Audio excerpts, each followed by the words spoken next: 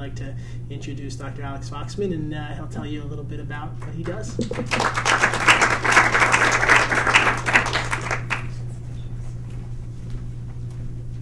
Well, Blake said it all, so thank you. So my name is Alex Foxman. I'm a board-certified internist here in Beverly Hills. I've been in practice for about 7 years in the area. And what I found is we have a big problem in medicine, big problem. And it's not just insurance, it's not just a lack of care, it's the kind of care that we get, especially the kind of care as we get older. And thinking about this, I was always trying to find better ways to take care of patients. And finally, one day, I decided to kind of jump off on a limb and develop a practice that is completely different than what most people currently remember. Maybe about 30 or 40 years ago, physicians used to make house calls. They used to have little bags. There was a doctor, a TV show. I don't know who remembers Marcus Welby. Oh, yeah. Okay. Most people I talk to don't remember, but you guys remember, so that's okay. But like doctors, Marcus Welby, he would make house calls. He would see patients when they're sick, and that's the way you would take care of people that were very sick. As medicine changed, as our economics changed, it was not economically feasible for doctors to go to patients' homes, so doctors started going to patients started going to doctors' offices. But with that, there's problems. There's the difficulty of transportation. There's the difficulty of good care. So now, finally, we have a bit of an opportunity to change this.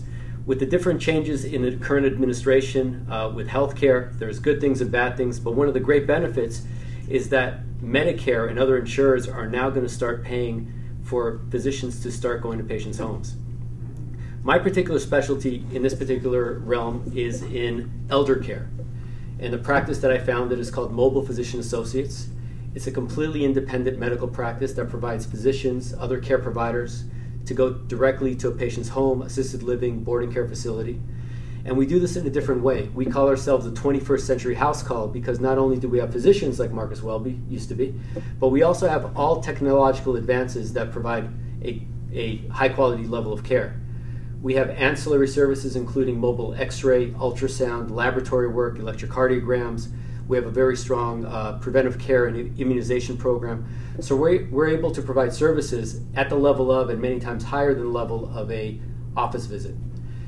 We found, and this is not a strong study, but this is just a loose study that I performed in our practice, that by providing our services, we have decreased the hospitalization rate by 50%. The vast majority of patients that end up in the hospital end up there because of emergencies such as urinary tract infections, falls, and so forth. By providing preventive care services, we've reduced that significantly. And insurers have taken attention, patients have taken attention, and also the government has taken attention to this. And we've been growing at approximately 50 patients, almost 100 patients a month now for the past year. So how do I fit into this project here? More about education more than anything else. I think that every person here either needs the service or knows someone that's going to need the service sometime in the near future. So education to people that you know is very important. Any questions? What's your radius? Like, where do you? Okay, so our service area. Right. We have a very broad service area. We service everything from the coast, so Santa Monica, all the way up to the Valley, all the way up to Chatsworth, to Pasadena, and down to Long Beach. So it's a very big service area, and we fill in those areas quite quickly. Our demographics is divided between 50% being in assisted living and boarding care, and 50% directly in their homes.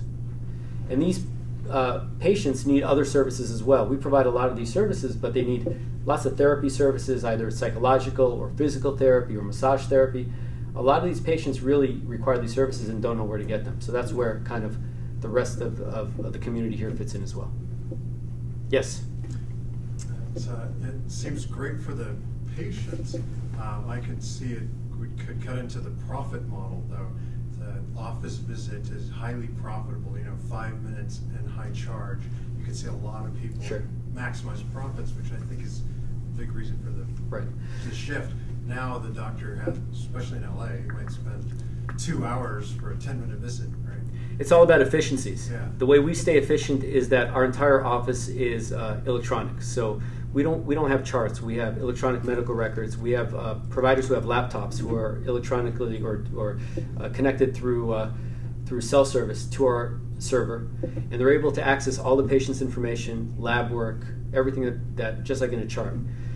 At the point of care, the doctor is able to, at that point, put together a plan of care, and through internal email, tell our other providers, either they be x-ray techs or ultrasound techs or phlebotomists, what services are required for this patient, and then go back and see that patient. So economically, sure, it's easier to have at the office, but at the same time, because our service area is so large and we're not fixed to one service area, we're able to make a profit. If you want to open multiple medical offices, you would have to have great expense to open an office in, let's say, Beverly Hills, and an office in the Valley, and an office in Santa Monica. Our office is the community, so we save in that respect. Our office is administration and a call center. Everything else is completely mobile. And it also provides a great quality of life for the doctor because there's not an office setting, the doctor is able to work in a much more flexible environment. Yes? How does it compare in terms of cost to the client?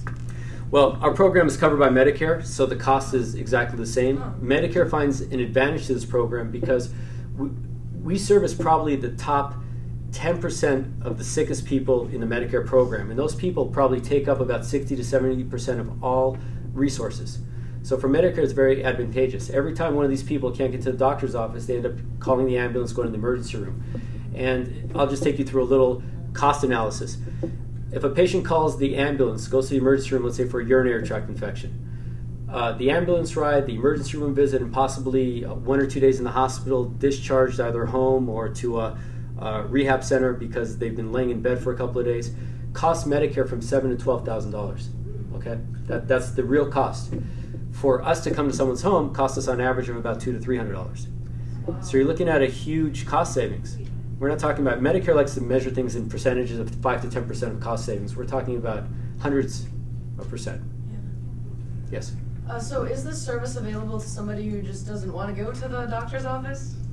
We'll be happy to take care of them, but it's on a cash paid basis. Oh, okay. Yeah. I've been always, my goal was, people say, so you start a concierge practice. That's not the case. The goal of this practice was to service as many people as possible. And the vast majority of people that could be serviced are Medicare beneficiaries. I could have gone the concierge route and said, we don't accept insurance and we'll go and see you at your home or your mansion or whatever. And we do have patients like that, and they still use Medicare, believe it or not, no matter how wealthy they are. But the goal was really to have something that serves the general population. Okay. Okay. Well, thank you very much. I appreciate it. Have a good day.